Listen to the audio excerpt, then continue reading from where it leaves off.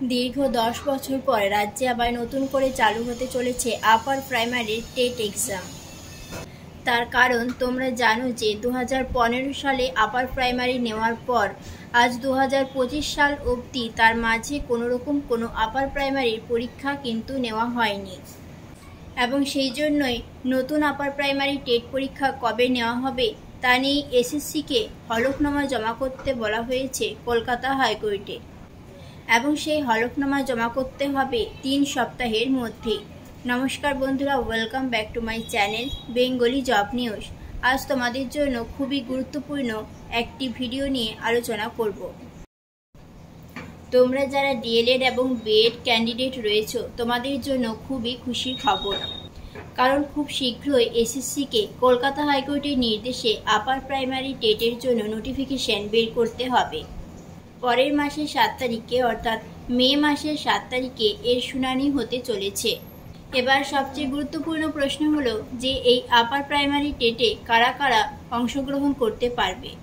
D.El.Ed এবং B Ed দুটো degree কিন্তু এই আপার প্রাইমারির জন্য এলিজিবল, তবে তার সাথে অবশ্যই কিন্তু গ্র্যাজুয়েশন কমপ্লিট থাকতে হবে, এবং বিএড বা ডিএলএড দুটো ডিগ্রির ক্ষেত্রেই গ্র্যাজুয়েশনে মিনিমাম প্রায় 50% কিন্তু তোমাদের মার্কস থাকতে হবে, তবেই তোমরা এই আপার প্রাইমারিতে অংশগ্রহণ করতে পারবে।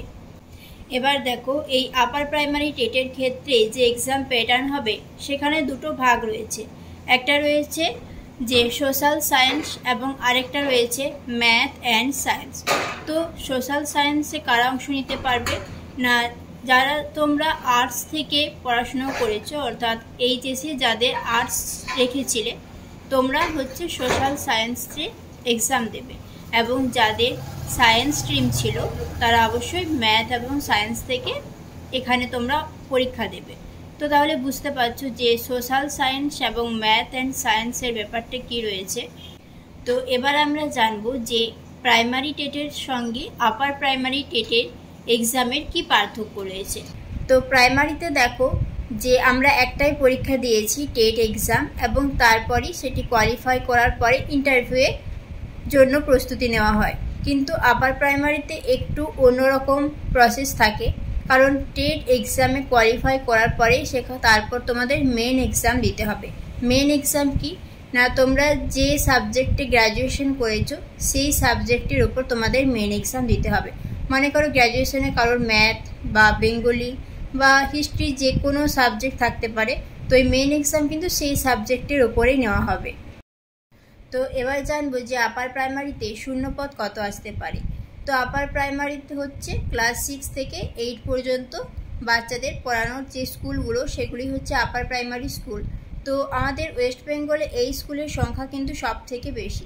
তো এখানে শূন্যপদ খুবই ভালো মাপের আসবে, এবং 10 বছর ধরে কোনো আপার প্রাইমারি টেট এক্সাম নেওয়া হয়নি। তো সেক্ষেত্রে টিচারের শূন্যপদও অনেকটা কিন্তু ফাঁকা রয়েছে। তো এবার বলি যে তোমরা যারা আপার প্রাইমারির জন্য প্রিপারেশন নিতে চাও তোমরা অবশ্যই কমেন্টে জানিও, তাহলে পরবর্তীতে তোমাদের এই ক্লাস সম্পর্কে ডিসকাস করব।